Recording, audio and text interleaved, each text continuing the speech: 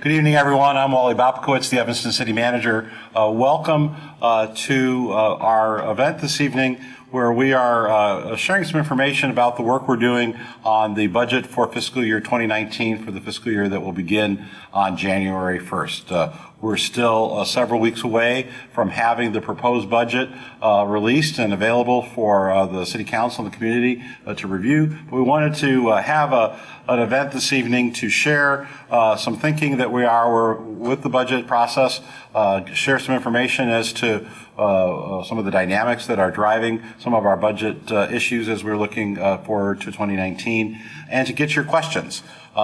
We have done a video meeting here at the Civic Center the last few years, but what's different about this year is that we are all throughout the community. And this evening we have folks joining us from St. Francis Hospital Auditorium, where Alderman Ann Rainey is. We have residents at the Levy Center meeting with Alderman Cicely Fleming. We have residents at the Chandler Newberger Center meeting with Alderman Eleanor Revelle. We have residents at the Main Library, as well as residents at the District 65 headquarters meeting with Alderman Peter Braithwaite. So we welcome all of those residents that are joining us from those remote sites. We have several folks here at the Civic Center. Thank you all for coming out this evening. And the way this is going to work is I'm joined by my two colleagues, who I'll introduce in a moment. We're going to walk through a presentation talking a little bit about some of the dynamics leading up to the 2019 budget, and then we're going to take your questions. We can receive your questions in a whole variety of ways, and I'll cover that in a moment. If you are at a remote location, not at the Civic Center, you can make your questions known to the city staff that are at those locations, and they are being able to get that information back to us here at G300 in the Civic Center. For those of you who are here, if you have questions, please fill them out on a form, leave them with Shanna Lee, and we'll incorporate them as well. And so after the presentation, we'll go through your questions. Our hope is that this portion of the evening will be about an hour and 15 minutes, and then we'll let those of you who are at remote sites around the city with your ward alderman have an opportunity to talk to your ward alderman. So before we get started, let me introduce my two colleagues on my right. Hitesh Desai. Hitesh is the Chief Financial Officer of the City of Evanston. Hitesh came back to the city this year. Hitesh, actually, this is his third tour of duty here in the City of Evanston, serving in other management roles within our finance division. So Hitesh, welcome back. Thank you very much, Wally. Very happy to have you. And also here with us is Erica Storley. Erica is the Assistant City Manager. As Assistant City Manager, Erica is responsible for sort of the day-to-day operation of the city. She is also the Director of Administrative Services, so is responsible for information technology, parking, fleet, facility maintenance, and human resources. So Erica, thank you for joining us. And Erica and Hitesh will be helping walk through the presentations this evening and help answering questions. So let's go to the slides here. It was all working fine just before. Page down. All right. So technical difficulties before we even get out of the starting gate. But Erica Storley, Erica started as an information technology professional, and thank goodness you're here, Erica. So we're going to do a little bit of an overview of city services, talking exactly about what the breadth and depth that we do in the city. We're going to talk a little bit about the baseline budget. What that means is the services we're currently providing, what we believe it will cost us to provide those services next year. The budget process, next steps, and between all of that, we're going to kind of do some deep dives into certain different areas of the base budget, and then go back to your questions. Again, for those of you who are at one of our sites, you can make your questions known to us, the city staff that are with you. If you'd like, you can also send us an email at budgetinquiries@cityofevanston.org. There's also a form on our website, cityofevanston.org/budget. We're also monitoring all of our social media outlets. So you can reach us on Twitter and Facebook at City of Evanston. And we've also kept our 311 operation open this evening. So if you have a question or a comment, you can text or call 311 if you're in the city. If you're watching on the World Wide Web elsewhere, it's 847-448-4311.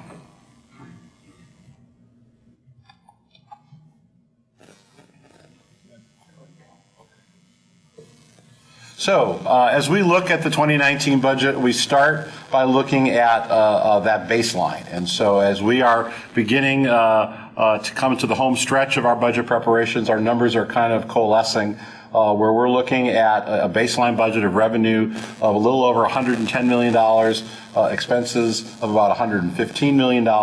So our current estimate of a deficit for 2019 in the general fund is $4.9 million. That's a little bit larger than the number that we shared with the council back in March, and we'll talk in a minute how that is different. There's also two other areas that we are looking to make up funds as part of the 19 budget. One is for the debt service for the new Robert Crown Center, and we'll talk a little bit more about Robert Crown this evening. We've already gotten some questions from the public. So we'll try to cover where that is, but for our purposes tonight, a main piece of this is that we're looking for an additional $1 million within the budget for the beginning of the debt service on Robert Crown. And then we're also looking to replenish some of our reserves. Our reserves are in good shape, but are less than the city's goal for our reserves, and so we're looking over the next few years to add about $1.5 million a year to our reserves. So if you take those three numbers together, the total deficit that we're looking at for 2019 is $7.4 million. This slide kind of breaks down where we see those numbers. Again, our last report to the City Council with the deficit number was back on March 19th, and at that point we were looking at a deficit a little over $3 million in the general fund. Since then, we've been able to sharpen the pencil and look more closely at that. The salary and benefit increases, we are budgeting in the base of our budget an average of what the salary and benefit increases have been over the last several years. We've been able to cut that number in half as we've been able to refine that.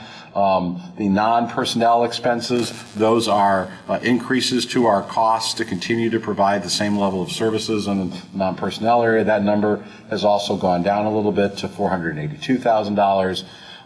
The decreased transfer to the solid waste fund. Atesh, why don't you help with explaining what that change is, that $355,000? Yeah, thank you, Wally. So what we are doing is we are going to have a tax levy increase of $410,000 in the general fund, and that money would go to the solid waste fund. So in the current year, we are transferring $355,000 to the solid waste fund. So we won't do that transfer from general fund to the solid waste fund. Instead, that money would come from the tax levy. Right. So one of the hallmarks of this budget, when it is completed, is that we will not have a tax levy increase. So that is one of the basics to this. So we will have to deal with that 355 in a different way. So that expense increase, looking at about $1 million, so a little bit under the number that we were looking at in March. The changes to revenue, as we've been able to, we have more actual months under our belt. We're seeing decreases both in sales taxes and utility taxes. On the sales tax side, and we'll get more into this over the course of the evening, we're actually seeing sales taxes be kind of flat. We're gaining some additional sales tax revenue, the downtown Target, the Binny's Beverage Depot that will be opening later this year. We'll be adding to that for next year, but we're seeing decreases in other areas. So we believe that's going to net out to about a $400,000 decrease. Utility taxes, again, a decrease there. This is taxes on the various utilities that serve our residents. That can be a little volatile from time to time, depending on usage issues, but we're looking at a $375,000 decrease there. The telecommunications tax and cable franchise fee, as more and more people are cutting the cord with cable, the tax that we once saw from cable television continues to decrease. Telecommunications taxes also, cell phones, landline phones also going down. Building permits, been a big issue for us over the last several years, and we're going to talk more about that in a few minutes. We're looking at an additional reduction in 19 from our base in 18 of $1.7 million. A reduction in some of our interfund transfers. That includes the closing of the Washington National TIF. That money had been transferred in, that the property tax value now goes back on the tax rolls, and we'll talk a little bit more about that. We've seen a decrease in our recreation activity fees, so we're looking to adjust for that, and then some other miscellaneous revenues of about $34,000. So then that takes the baseline deficit that we're looking at as we prepare the proposed budget to about $4.9 million. I want to spend a few minutes talking a little bit about the breadth and depth of services we provide in Evanston. I think one of the challenges we have as a community is we are very fortunate to provide a deep bench of municipal services. There are costs associated with all of that. And so what we wanted to do tonight was just give a sense of what that breadth and depth is. And Erica and Hitesh, maybe you can help with some of these explanations as we move forward. First, that gives you a sense of the breakdown of the general fund. As you can see, about 55% of the city's general fund is police and fire costs. So as we look at adjustments, changes on both the revenue and expense side, public safety is over half of the costs associated with running the city of Evanston. Parks, Recreation, and Community Services, 10%. Our Public Works Agency, 13%. City administration, which includes the city manager, the city clerk, finance, all of the administrative services department functions, 16%. The community development department, 3%, and the health department, 3%. Police Department, Chief Eddington is here. We'll be able to answer any questions you might have. 165 sworn officers, 55 civilian officers, which works out to 21.1 officers per 10,000. That's a metric that you see in many communities. We're, I think, a click or two better than many with that. The Police Department runs both the 911 and 311 centers. Have an extensive team of specialized units, our problem-solving team, which works very closely with the aldermen and community, the neighborhood enforcement team, our crime analysis unit. Again, many communities have these as well, but in Evanston we seem to have all of them, and so that helps support our patrol function.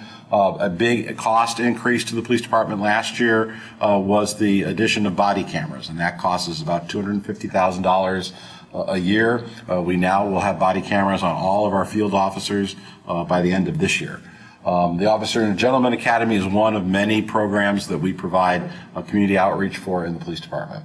On the fire department side, 107 sworn firefighters and 5 fire stations. So with 7.5 square miles, a very dense community Evanston is, 5 fire stations is a healthy coverage of the community. 1,300 fire hydrants, and like the police department, the fire department also has its share of community outreach programs. Erica, why don't you take a stab at running through the Parks and Rec department? Sure. So the Parks and Recreation and Community Services Department encompasses the 7 recreation centers that are listed on the screen. There's also the lakefront beaches. We have many amenities along the lakefront, including the summer camps that are operated there each summer, which are highly popular.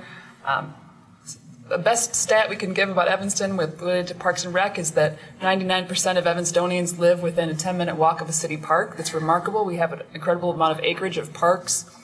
We also have... And let me just add here, Erica, the number of communities over 50,000 that are even in the 80 percentile range is a handful. Yes. So to say that 99% of Evanston residents live within a 10-minute walk of a park is a substantial accomplishment and really speaks to the quality of life of our community. Absolutely. And one of the hallmark programs in Parks and Rec is the Mayor's Summer Youth Employment Program. They've done a great job over the last 5 years of almost doubling the amount of participation in that program, serving well over 600 of Evanston's youth each summer. And then the Youth and Young Adult Engagement Team, which has been added in the last 5 or 6 years, has done a tremendous job working with the community's youth to help bring good, positive reactions with it. Municipal parking, another responsibility of yours, Erica. Why don't you keep going? I can talk about parking all day long. We have 1,600 meters in the city, covering north to south, east to west. Addition of Divvy bikes in the last few years. We've got 11 stations, potentially going to add a few more next week at the council meeting. Of course, we have our 3 parking garages in the downtown area. We also have 35 surface lots that we operate, which residents and businesses use on a daily basis. We're also expanding the bike lanes throughout the city. We've got the new bike lanes in use over by the Northwestern campus and throughout the Dodge corridor. You know, it's probably worth talking a little bit about Divvy. I think anyone who's been following this process, the priority-based budgeting process that we did earlier this year, knows that Divvy bikes came pretty far down the list. What are we going to do about Divvy bikes? I think Divvy bikes are an evolving trend, just like a lot of other things in the transportation world, but it's a little bit too early to know what the data is going to tell us. The biking, where Divvy bikes are right now is they're exploring whether or not all bikes should be docked to a physical station, or if this idea of having dockless bikes makes more sense for the community. Divvy is going through a transformation of their own. There's a potential merger that's been announced recently. If that goes through, then they will join with a larger company to provide more end-to-end complementary transportation services, trying to get people through public transportation with buses and trains into bikes as well.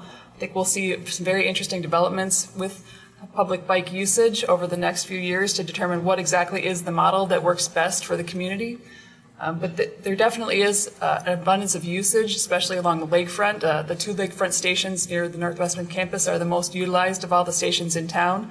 But adding those additional stations brings greater connection to the rest of the community and the neighborhoods on the west side. So I think we'll see expanded usage along those once we add additional stations. And Erica, I think we're going to have some additional information just on the council meeting next week Yes. about Divvy. And so I don't want to steal the thunder. The agenda's out, but we look like we have an agreement to move forward with Divvy in Evanston without additional city dollars. So that I think is what the community is telling us. They like Divvy a lot, but they don't want to have the city of Evanston pay for it. So I think that some of the items on the agenda coming up Monday night will address that. Municipal water utility. Water is big business for us. We serve over 400,000 water customers throughout the region with our partnerships with the Northwest Water Commission, which is a group of communities including Arlington Heights, Buffalo Grove, Wheeling, Palatine, and Des Plaines.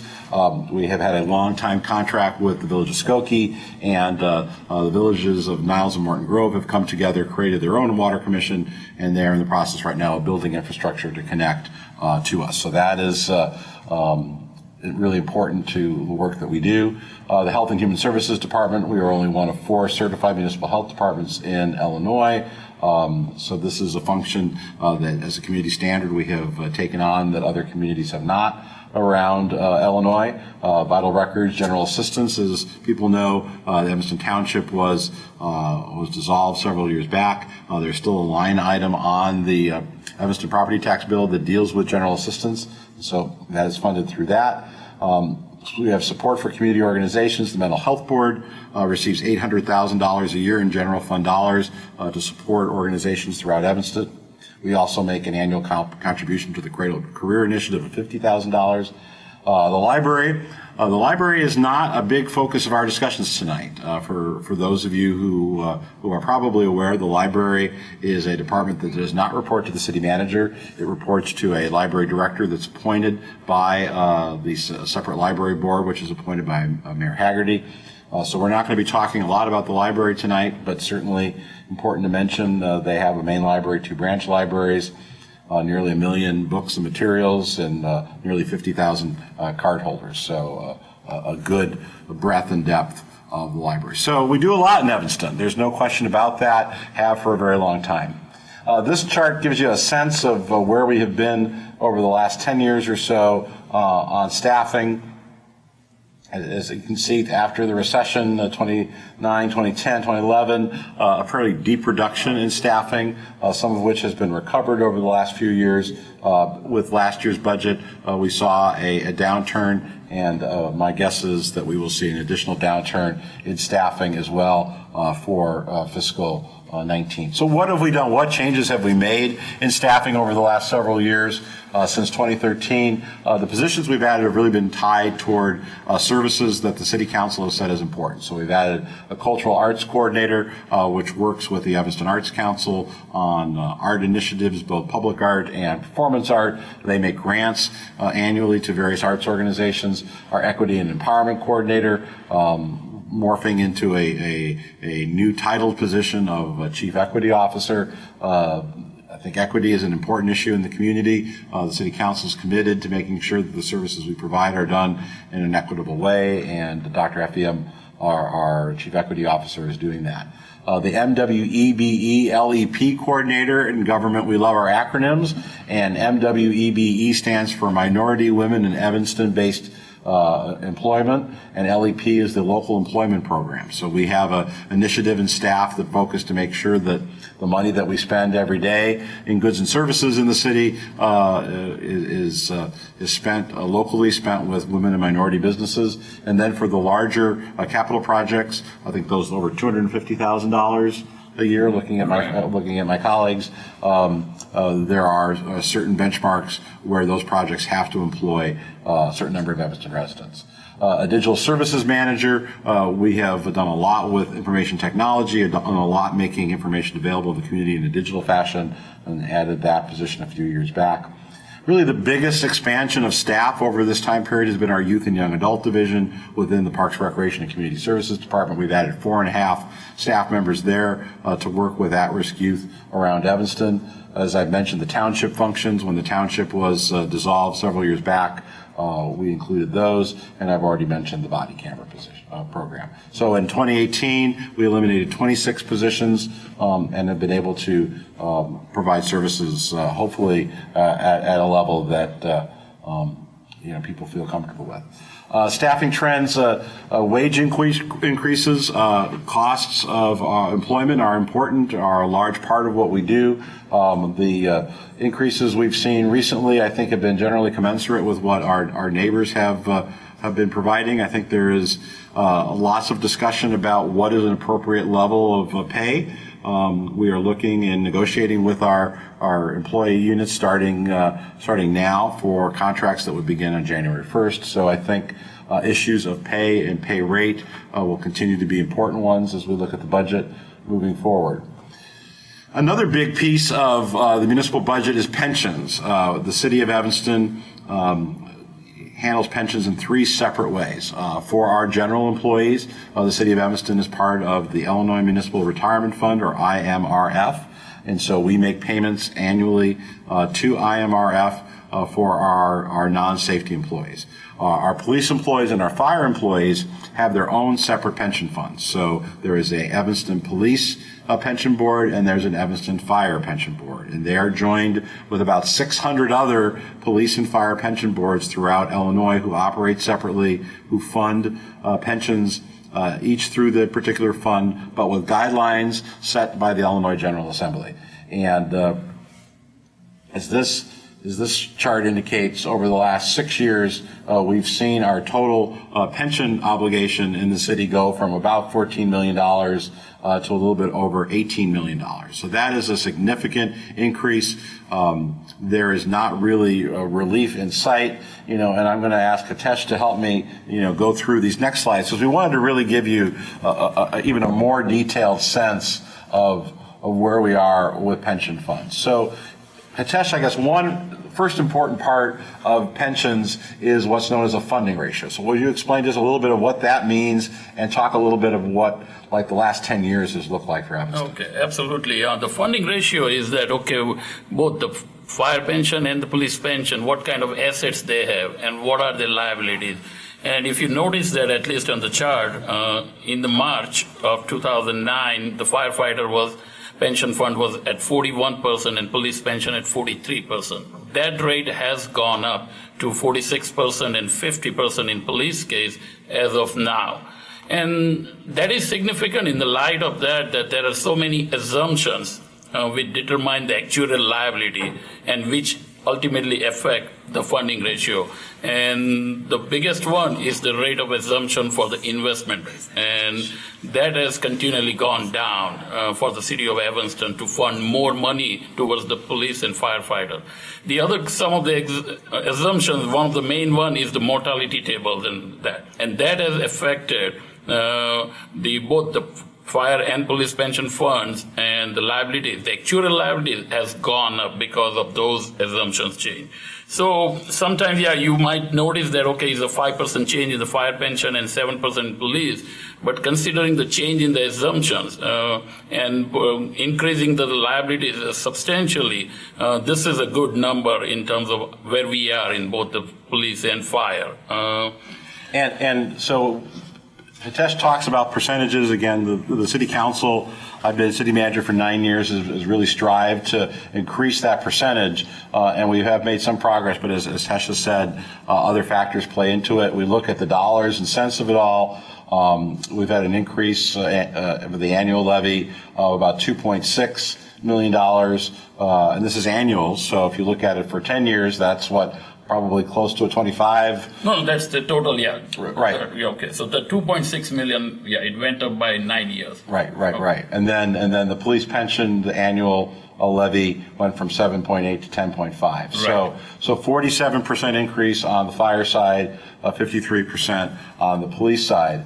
So then you look at what we've been doing here. The city council has made it a priority to invest even more money in that. So if you look for the 2018 numbers, we have made contributions that have been above what state statutes required. So looking at what we are budgeting for next year, we are looking at $8.2 million for fire, $10.5 for police, which are about 1.3, 1.5 million respectively more. So it's, between 15 and 20% more than we are required under state law to do, because the council has been dedicated to make an impact. And as you can see, despite making an impact, those percentages still are not growing in large rate. The other piece of this is the investment rate assumption of the money that's already in hand. How much do you expect that to grow? And we have made adjustments to that to be a little bit more accurate to what actual returns have been. But as the note indicates, if you look at 70 comparable Illinois communities, the 6.85 is still a little bit higher than what we are. So again, there's lots of moving factors here. I think the important takeaway is that it's a lot of money for our budget. It's something that continues to climb. There really is no relief in sight.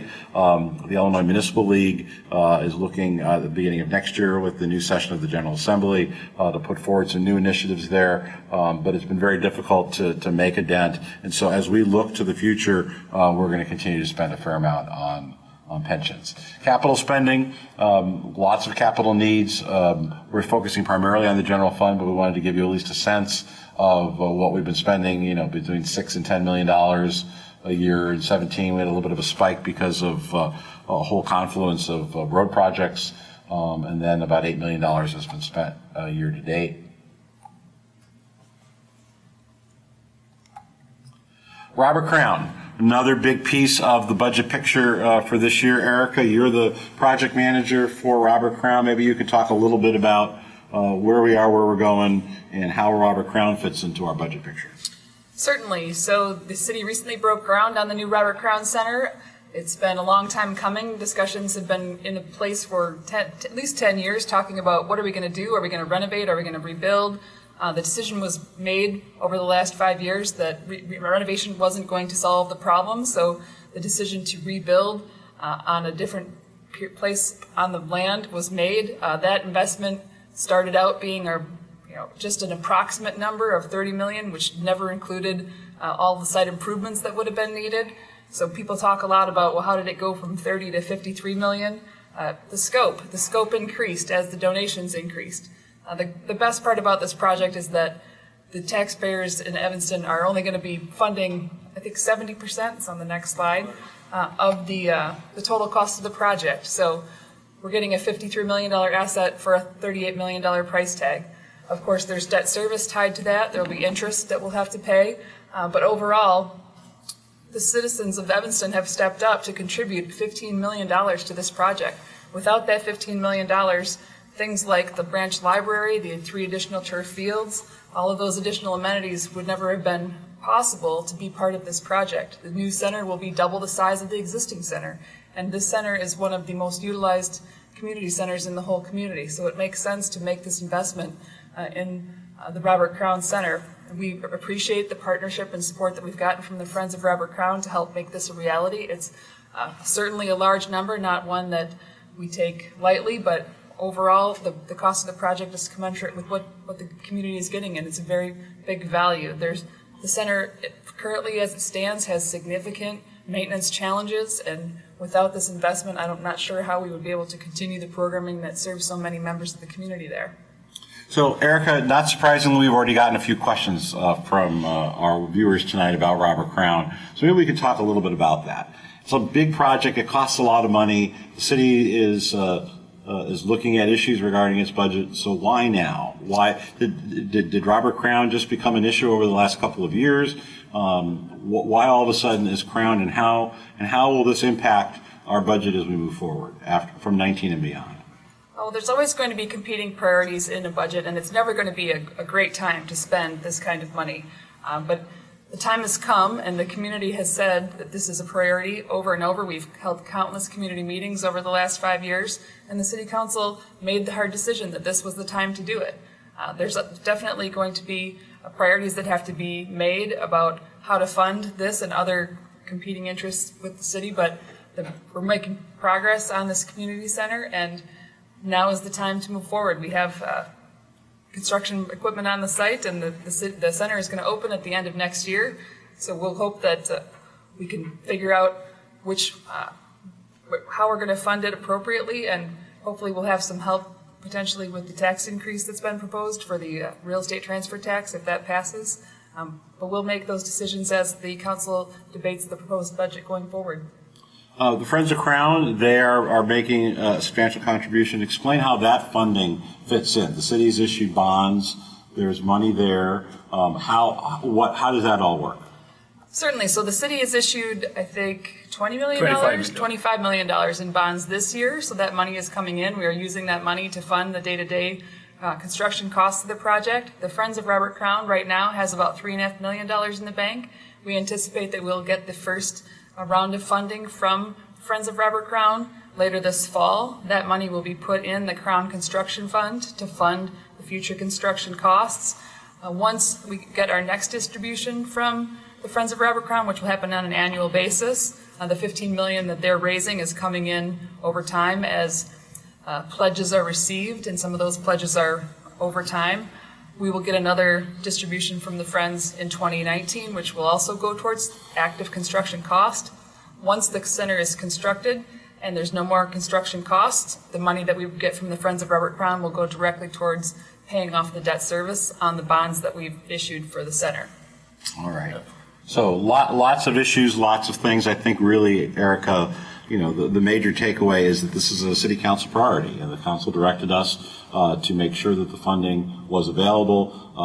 When I became city manager in 2009, I remember people saying that this was had been discussed for 15 years up until that point, and so it's almost another 10 years after that. So it's hard to say that this is something brand new. I think that the council's made it a priority, and our job is to make sure that we can cover the cost, the debt service, the operating costs as we move forward. So again, I think this will be something we talk about in budgets certainly as things move forward.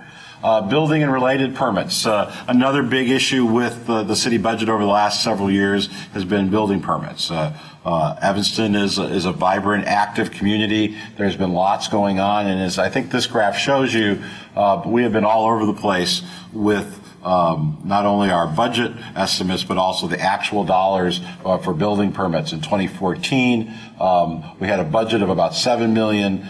We brought in nearly $9 million. In 2015, we upped the budget a little bit to 7.5, and the actual was about $6 million. The following year, we were conservative again at 8.6, and we were all the way up to $10 million. The following year after that, 10.9, we were off and it was 7.3 million. At this point, the budget for 18 is 5.9 million. We're already proposed at 4.5. So this has been very volatile. When we look at municipal revenue sources, while they will be an incremental change over time, certainly in sales tax, property tax, hotel tax, things like that, these swings are really significant. And, you look at a $10.9 million budget going down to a proposed 4.5, it's a lot of money. And I think one of the challenges we have moving forward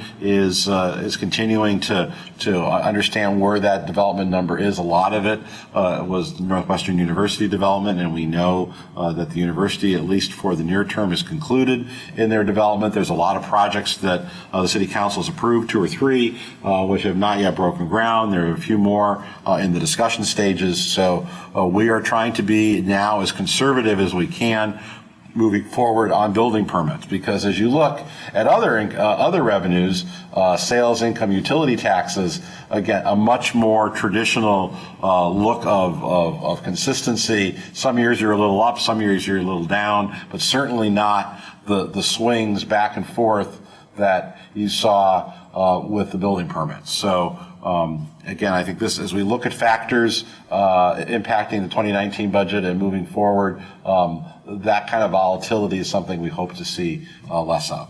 But unfortunately, speaking of volatility, we also have to be thinking of the state of Illinois. The state is going through its own election process. The state General Assembly came very quickly with a state budget, which perhaps was not as real as we would all hope. We have seen some reductions through that budget. I fear we will see more when a newly elected governor and the newly elected General Assembly are seated in January. So that's something for us to think about as well. Property tax, another big component, big factor, certainly if not the dollar amount of the property tax, people's impact in their lives and how they see that property tax. Hitesh, I think we hear from residents all the time, and more than a fair share of them look to the city as the main receiver of property tax. And as this graph shows, 17% of the property tax bill for 2017 went to the city of Evanston. The balance goes to other taxing districts, the school districts, Cook County.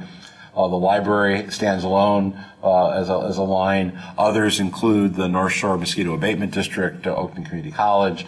So 17%. So for every dollar of property tax paid in Evanston currently, only 17 cents of that dollar goes to the city of Evanston. And then when you drill down even further into how the city of Evanston's portion is taken up, between police pensions, fire pensions, and debt service, the 72% of what we receive in property tax goes for services rendered.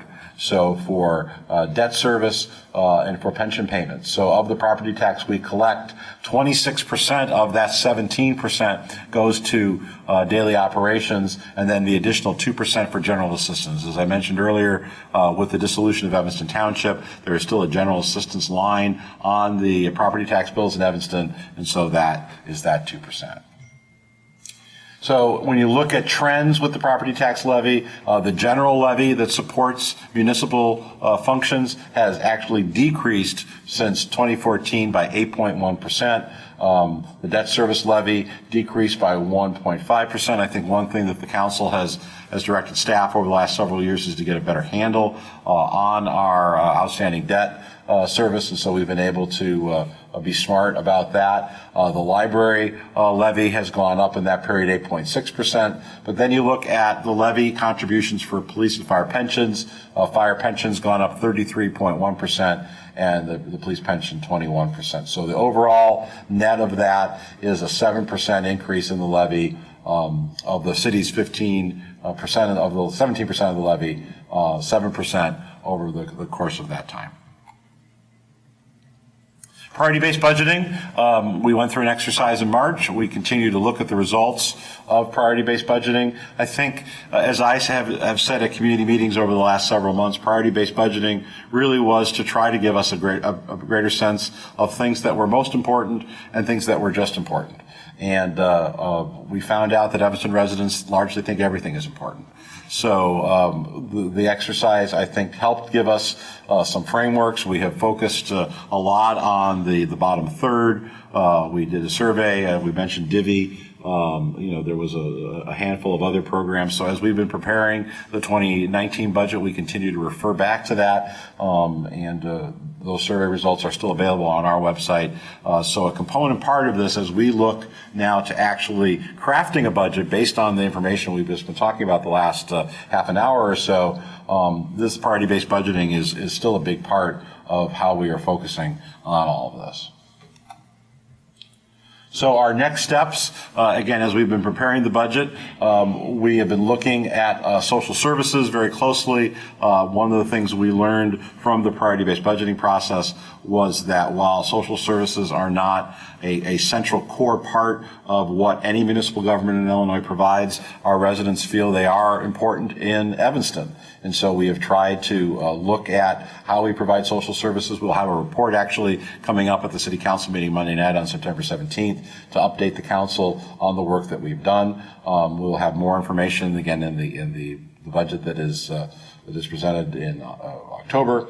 We're also going to continue an equity assessment. Dr. Effiam, our Chief Equity Officer, has been involved in every step of the budget process, and she'll then be preparing a report to the City Council after the proposed budget is out to talk about equity, talk about the impact of the proposed changes to the budget for 2019. So that's an important piece of that. That will look at services and it will look at program impacts. So we want to be thoughtful and mindful of the impacts of these changes, but at the same time with a goal of not raising property tax and meeting the deficit numbers that we've described this evening. Tall order, but we want to be mindful of the impacts in the community of those things that we would be proposing to change.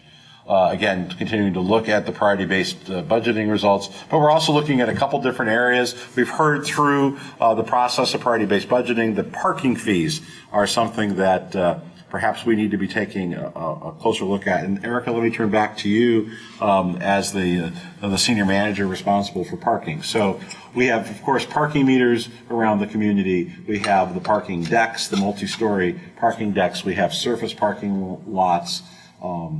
We have the pay boxes. We can pay with apps. There's lots of ways, people can pay. Some have criticized the city about some parking rates being too high. Some have criticized the city for some parking rates being too low. We hear anecdotally about people who live near a surface parking lot of the city that, let's say, charges $50 a month. The person in the neighborhood rents their garage for $100 and parks their car in the $50 lot and pockets the $50. So what are, in just general terms, some of the things that we're looking at in the area of parking for 19? Yes. Also coming up on September 17th at the City Council meeting, we'll be presenting a comprehensive overview of some parking improvements that we think will make sense for the community. Taking each one of these rate increases individually doesn't make sense. It makes sense to look at the whole entire system to see what effect one increase would have on a corresponding other option. People have a lot of options for parking in certain areas, not a lot of options in other areas. Surface lots near neighborhoods that are overparked are certainly heavily dependent upon. Downtown, 3 garages offer monthly parking permits. There's some differences that we'll propose in terms of the rates for those garages, higher demand at certain others, lower demand at others. There's a lot of capacity at some, less capacity at others. So we'll be looking at things like the monthly parking permit rates at the garages. We haven't raised the rates on the 3 parking garages in the downtown for daily rates. You get the first hour free, of course, but the second hour and up to the daily rate of $13 a day hasn't been increased since the recession, which has been almost 10 years. And typically, we would want to see growth in that year over year. That was the practice prior to the recession, that those sort of rates go up with the consumer price index. But after the recession, we sort of held the line on those. We'll need to look at trying to raise those again to get back in line with the marketplace and what the prices demand. But in addition to that, of course, we have the on-street meters, most convenient, but those prices also we need to take a look at to see what makes sense for the community. And then we'll look at the commuter parking rates. Commuter parking rates also haven't been touched in a long time. Convenient parking near the metro stations, we'll have to look at what makes sense for that to see if it's in line with what other competing places charge. Great. So as we are finalizing the budget, you're going to see a lot of moving parts. As Erica said, we're going to give the council an update on Monday night on parking. So that's going to be a big piece of this. We have police and fire reductions, and Chief Eddington is here, so I'm going to ask him maybe if he can make his way up to the front, and we'll deal with police issues here in just a quick moment. We'll also talk about the real estate transfer tax proposal that's on the ballot in a minute. We're also looking at certain permit fees to recoup costs. We've heard a lot about the Airbnbs in Evanston, that many residents feel that we're not regulating that, not managing that, not taxing it appropriately. So we're working on some initiatives that will include in the budget for that. Administrative services, back to you, Erica. Internal services, I think it's fair to say we're looking at those internal services. I think we have over time. What could people expect? We're always looking at ways to increase our efficiency internally. We want to make sure that we're giving the services in the most effective and efficient way possible. We're looking at better ways to deliver the fleet services, looking at potentially leasing vehicles, changing out different models of vehicles that are, and also looking at the overall usage of the fleet to see if there's areas where we can make reductions, overlap in certain areas, and also looking at comprehensively at all the internal services that are delivered to make sure that we're using all of our resources appropriately and as efficiently as possible. Police and fire, on the fire side, with 5 fire stations, we I think are looking closely at the services there. We have about the same number of stations and firefighters that we've had over many, many years. But again, when police and fire takes up about 50%, over 50% of the budget, we are looking at proposals for reductions in the fire department, which I think we will settle on one and move forward, and that will be included in the proposed budget. On the police side, things are a little bit more complicated, and we're joined by Richard Eddington, the Chief of Police. Chief Eddington, good evening. Good evening. Many of you know Chief Eddington has announced his retirement, so congratulations, Chief, on that. Congratulations. This is going to be your last budget process, likely. So congratulations on that. Chief, we have been talking, you and I, we have been talking with your command staff. We have hired a consulting firm to take a look at the police department on a variety of different levels. Can you maybe cover a little bit about the work that we've been doing with the department over the last 3-4 months? Thanks, Mr. City Manager. I'd be happy to. The first thing I want to mention is a management study that we've commissioned Hillard and Hines to review the command staffing of the police department. Hillard and Hines has an outstanding reputation in the Metro Chicago area regarding these type of studies. And I think that it is also important that we have a firm that's familiar with the prosecutorial environment in Cook County. We don't have to explain to them the ins and outs of Cook County government. I think that's a huge advantage. The person primarily tasked with this review is Ms. Deborah Kirby. She has a substantial resume. As a matter of fact, she ran the NATO efforts for the Chicago Police Department back in 2008. So she comes with the expertise to seriously evaluate a command staff and the work that's being done there. Internally, the city manager and I commissioned 2 independent task force inside the police department. The first one dealt with patrol staffing, the second dealt with investigative staffing. And we looked to the deputy chiefs and commanders and sergeants inside the department to bring forward recommendations to see if we had the appropriate number of people assigned to both of those functions. That report was delivered to the city manager on Monday, September the 10th. I think that was some quality work that will give us some internal markers on how to proceed with staffing inside the police department, especially in the context of this very complicated budget situation. So, Chief, we've gotten a few questions about policing in Evanston. I think on the one hand, people wonder, That's an awful lot of money. Are we using it wisely? On the other hand, we've also seen questions that say there is serious violent crime in Evanston and, concern about making any changes that might have an impact to that. Can you talk a little bit about your role as a police chief? You have a bucket of resources that you have to deploy every day. What decisions are made? How is those deployments made? And when there are incidents of violent crime, how do we adjust in order to, investigate, apprehend folks that are involved?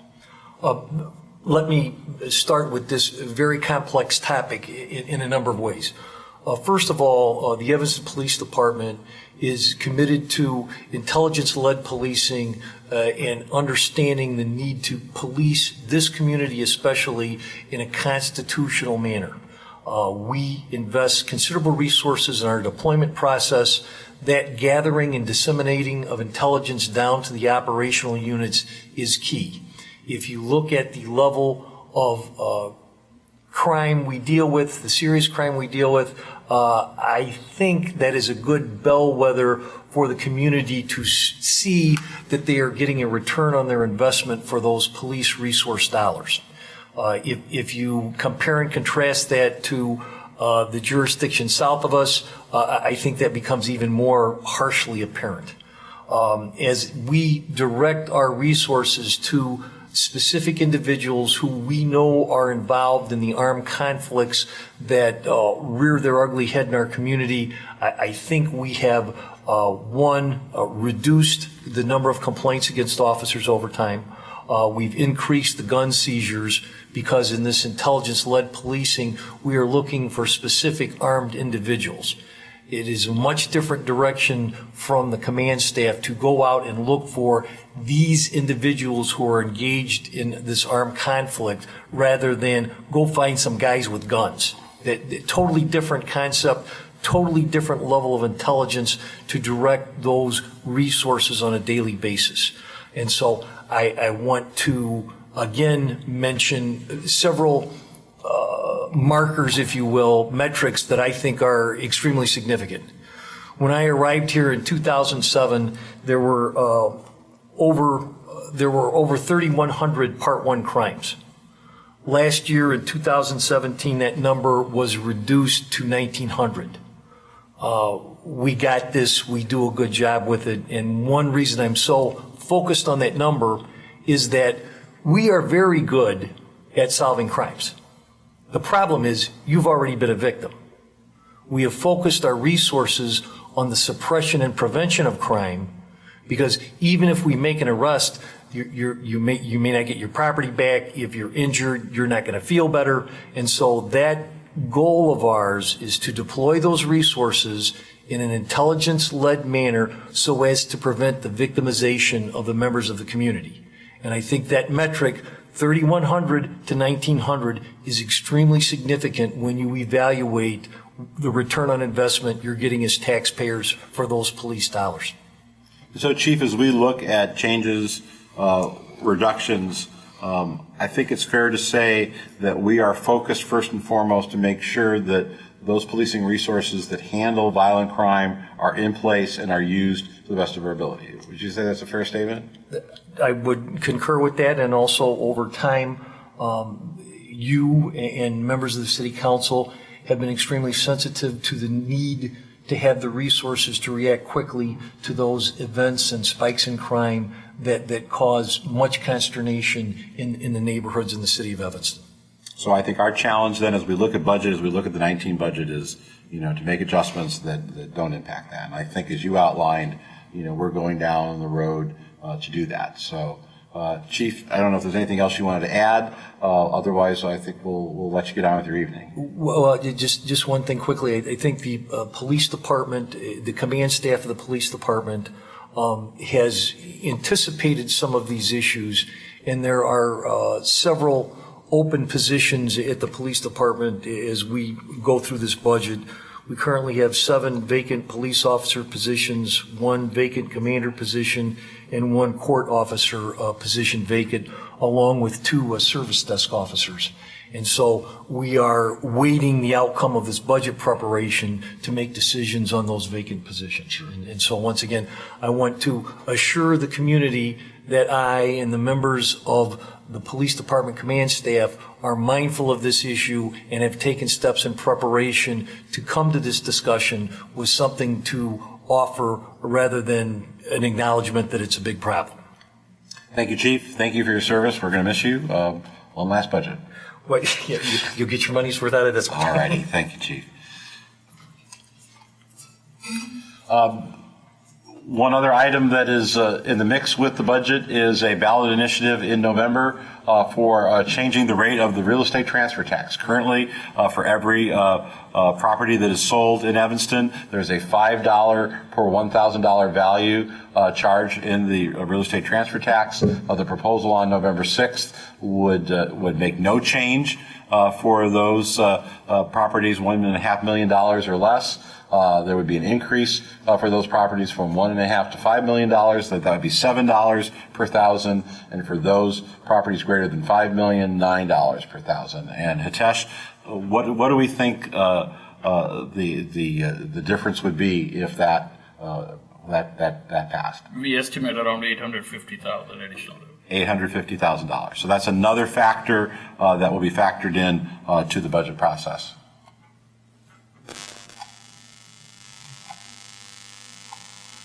We're doing good there for a while. Oh, okay. Oh, there we go.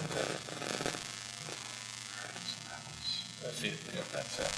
So that concludes kind of our overview. Where we're at this point is October 5th. The Friday, October 5th is when the proposed budget will come out. It will be available online at the Civic Center and the main library.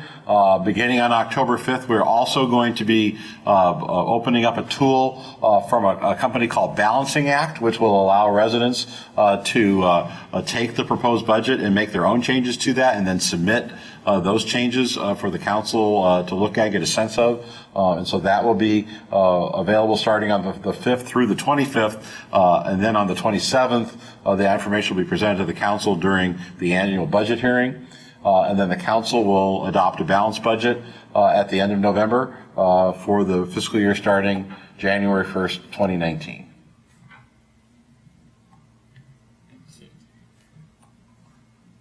And I think Give a reminder how to submit the question. Yeah, right. And we're just, for some reason, it just doesn't want to come. There we go. So that shows the discussion. So we would encourage members of the community multiple times to have their voices heard. There'll be public comment on October 17th and 22nd. There'll be the formal public hearing on the budget October 27th from 9 to 12 here at the Civic Center. Another discussion on November 12th. And then we hope adoption on the 19th of November. Again, if you have questions for this evening, you can send them to us at budgetinquiries@cityofevanston.org. If you have general feedback about the budget process, we would love to hear from you. There's a form on our site. You can reach us through Twitter, Facebook. Patrick, have we been getting a lot of comments from Twitter and Facebook this evening? We've gotten a few. We've gotten a few? Okay, and those are all, we're taking all the comments and they're all heading to one central sheet, which we'll talk about here in a moment. And then again, for those folks that are attending in person, and let me just remind you, we have residents at St. Francis Hospital, the Levy Center, Chandler Newberger Center, the library, and the District 65 headquarters. For those of you who are out there, thank you for sticking with us. It's about 8 o'clock. We're going to spend at least the next 15 minutes going through the questions that we received. We have a screen here where Alex Thorpe of our staff has been sort of taking in all the questions from the various sites.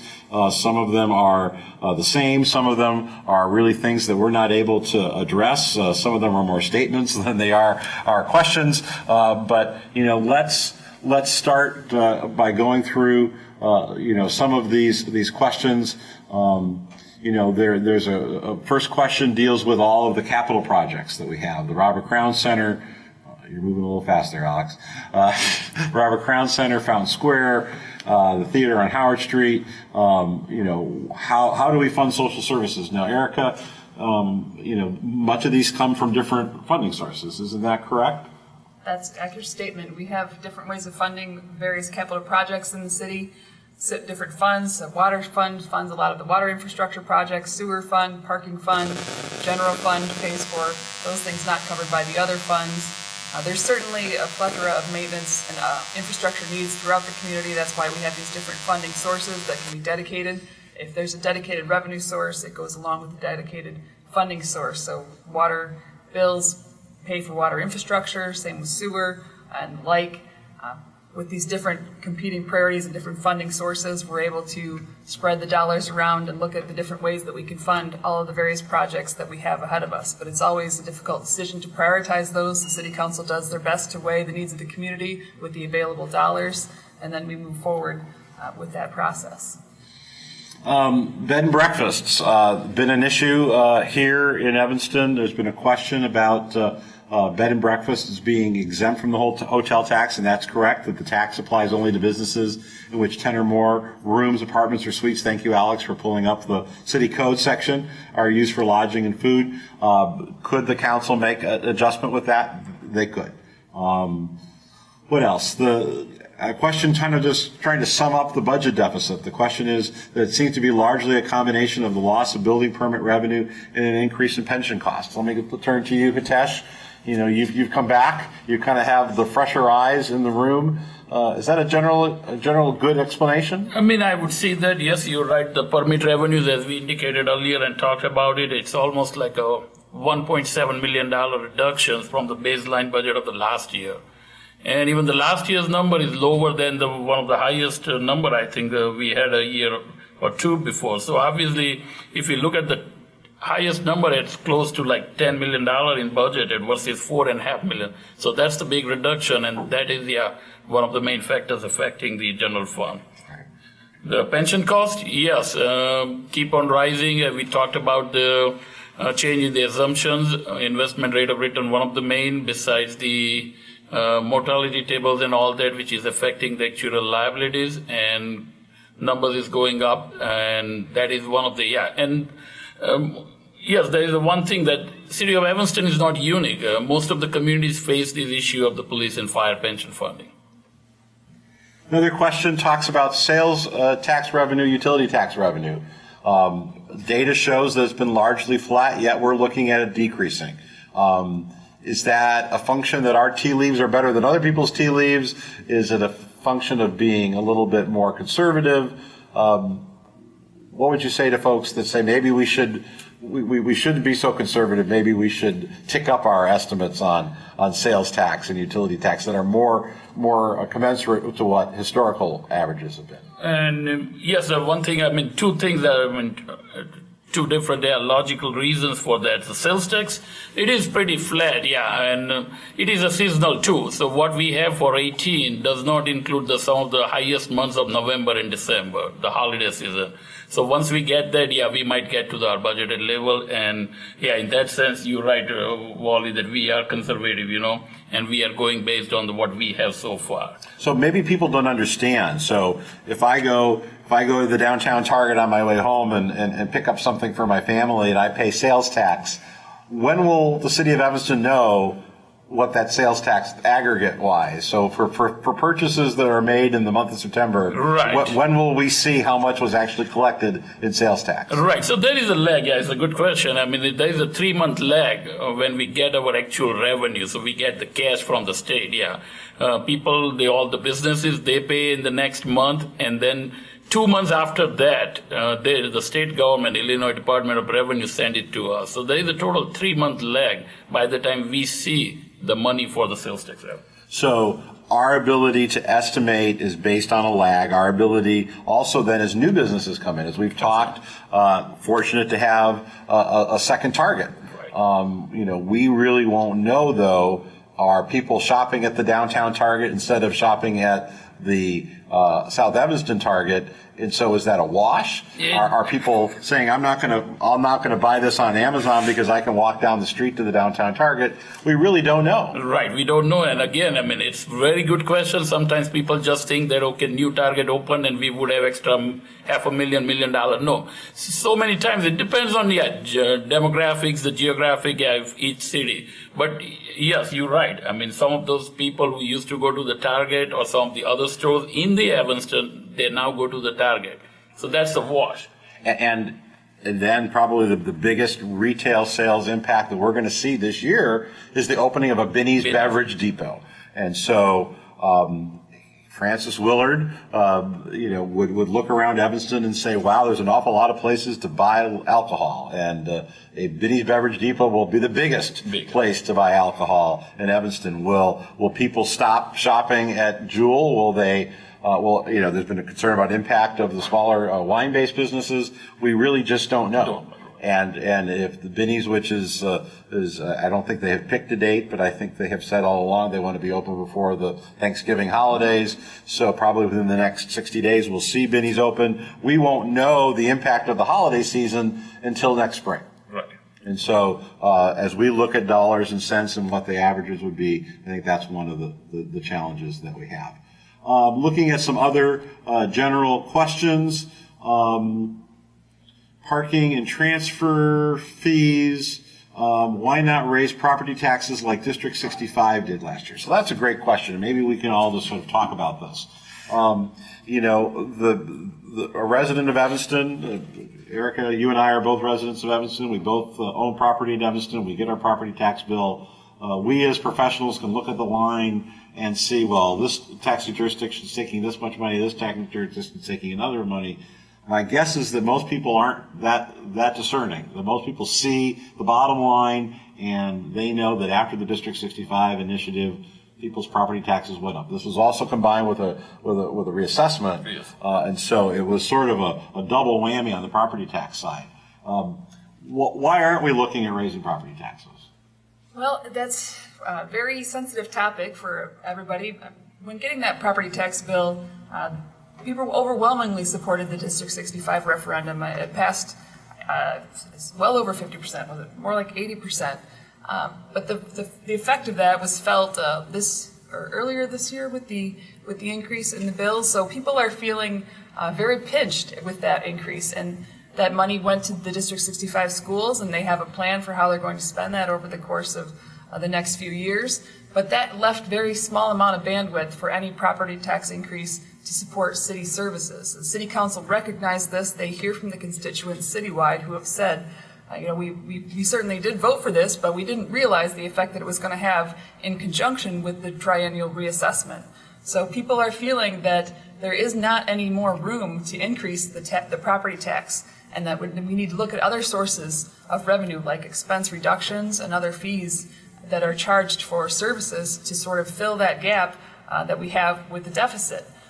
Certainly, there is the capacity. We do not have a property tax freeze that has been talked about a lot, but the City Council feels that the general feeling in the community right now is that there is not that sort of bandwidth or ability to raise the tax base on property taxes alone. Question about a comment I made about the property tax, a good portion of it being for services rendered. I think everybody gets that police and fire service, retirees is services rendered, but also capital projects. The capital project has been built. We don't issue debt for salaries. So when I say services rendered on the capital side, it's for projects that have already been incomplete. So that was, I think, a good question. Next set of questions deal with pension costs. Atesh, you've worked in other communities.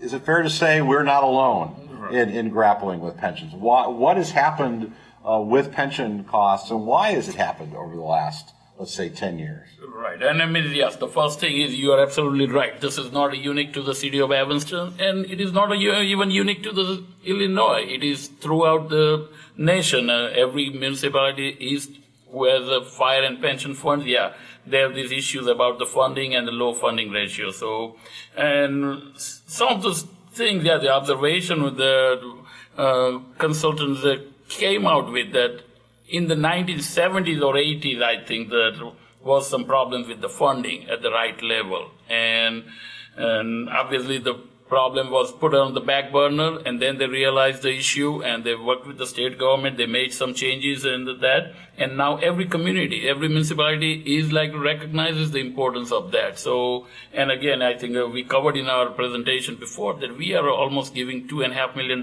more than the minimum required under the state mandate. So obviously the city council is fully aware of that, and they want to make sure that we continue to fund both the pension funds. And I think we've gotten a question of why to give more, and that's really just to try to catch up. Right. That the obligation doesn't go away, and I think the council's been very mindful to do what it can that perhaps hasn't been done in previous years to do that. There's a question about different kind of pension approaches, and the simple answer is that we have no say.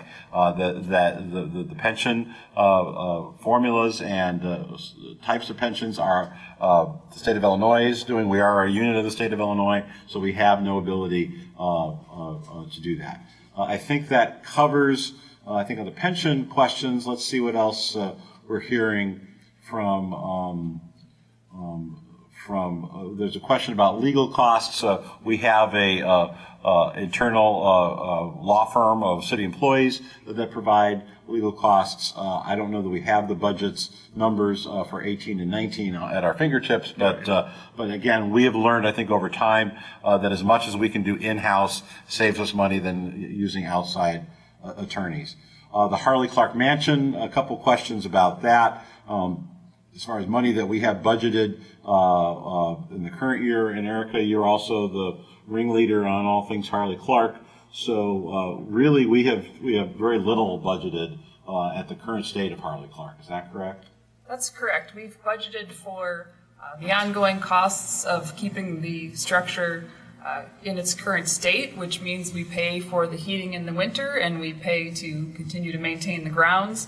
But other than that, the Harley Clark building is closed to the public at the present. The City Council did decide earlier this summer to move forward with demolishing the building, so there is not any funding provided for in next year's budget to do anything there other than continue to go down the path for that demolition. We also had a question about the referendum. There's 2 referenda on the ballot this fall. Let's not talk about the referendum. All right, let's not talk about it. We can only talk about those things in very specific ways, and Okay. I think we're no more referendum talk tonight. Other questions, Alex? I think we had up there the water fund litigation. Hitesh, we sued the Village of Skokie when they no longer had a contract with us. We went to circuit court to impose a rate.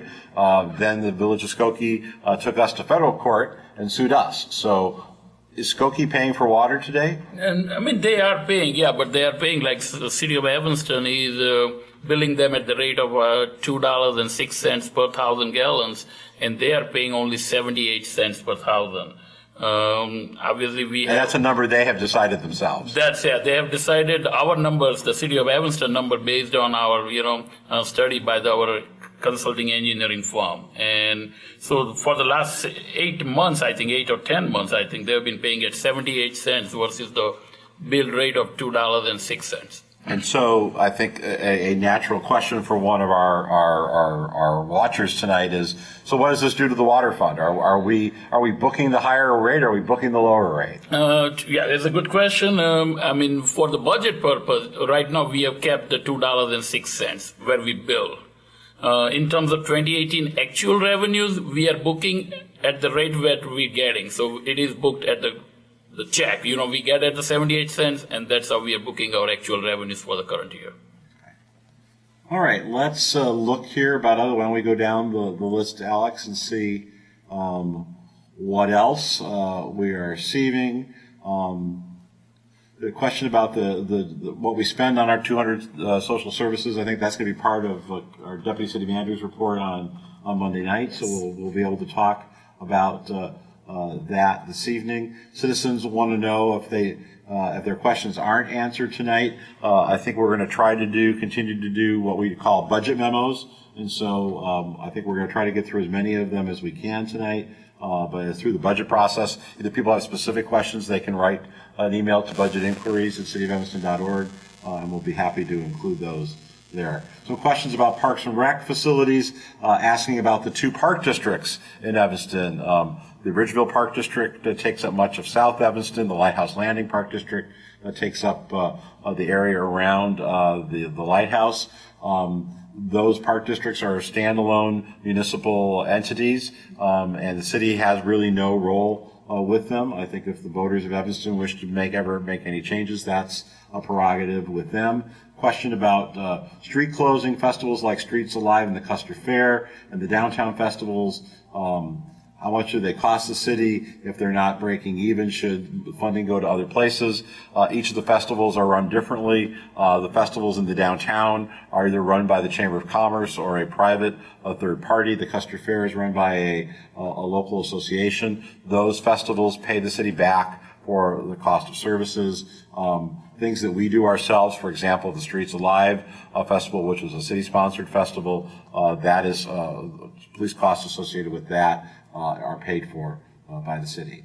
The question regarding the dog beach, as many people are aware, the dog beach washed away this past year. We have not been able to find a suitable solution for that. Our hope is that the lake levels will decline and we'll be able to have the dog beach again. There's a lot of interest. There are dog beaches available in other parts of the Chicagoland area, but it's not something that I don't think we can predict as we sit here today what will be happening with the dog beach. A question about 311, saying that 8.5 FTE seems to be a bit many. Erica, in a previous life, you managed our 311 operations. Maybe you could just talk a little bit about how a portion of 311 is for those external calls, but how we've been able to leverage those employees to do other things for us. Certainly. The 311 Center has, as you know, been around since 2011. It's been very successful. We've been able to streamline the requests for city services and then provide great follow-up on when those services are rendered, giving people an accurate idea of where things are in the process. I'm not sure if the 8.5 FTE count is that's not just the call takers. That includes the management of the center, and 311 staff is supervised by a manager who also manages the police service desk, which is the non-emergency side of the police department.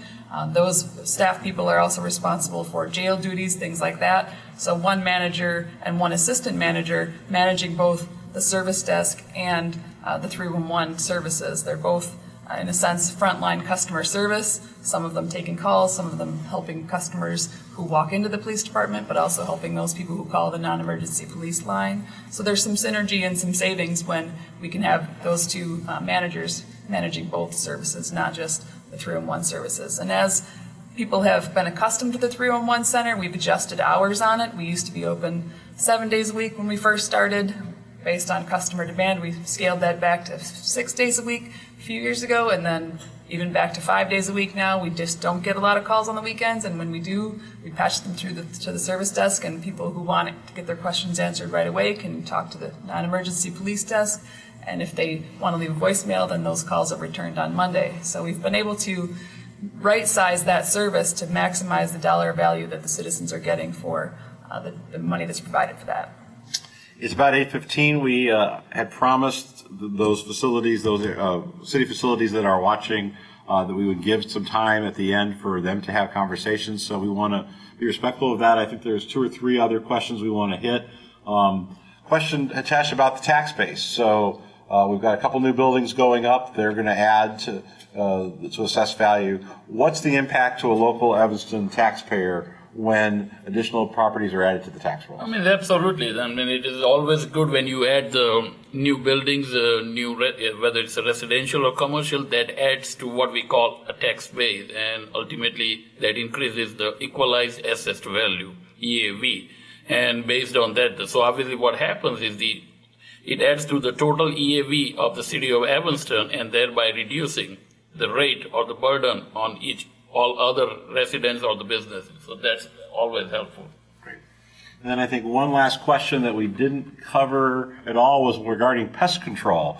A question was, what is the city doing about pest control? That is something as a function of our health department. We have a third-party contractor that helps with setting traps and working with our city. When I became city manager 9 years ago, we spent 0 on outside pest control, and I think it's over $200,000 a year now that we spend with that, and so we try to be as diligent as we can. So, Alex, I think you're scrolling through the last of these questions. I think we've covered looking at pensions. We've covered a lot of that. In insurance fund, the city gets sued from time to time. There are costs associated with the lawsuits. Certainly, we've talked about the Skokie suit. The city's been involved in a large case against NICOR and Commonwealth Medicine in James Park, which we hope that is coming to a conclusion. So those are real costs, and those are things that we have to fund there.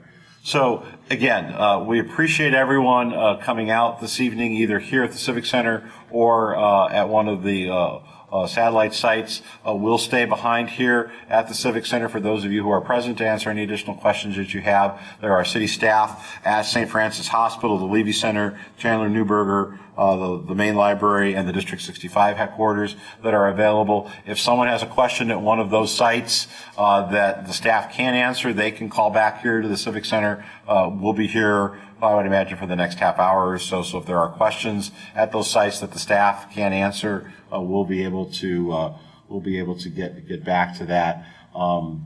So that is something that, again, we appreciate everyone's time. Let me just go back one last time to the slides, if they will cooperate with me, just to go back through the calendar of events for the next little while. I think really what's most important is October 5th is when the budget's coming out. If you go to the cityofevanston.org/budget, all the information there, a copy of this presentation will be there if it is not already for people to see. We're happy to get additional comments and questions from residents at budgetinquiries@cityofevanston.org or through the various meetings. So I want to thank Hitesh Desai, our Chief Financial Officer. Thank you for joining us. Erica Storley, the Assistant City Manager.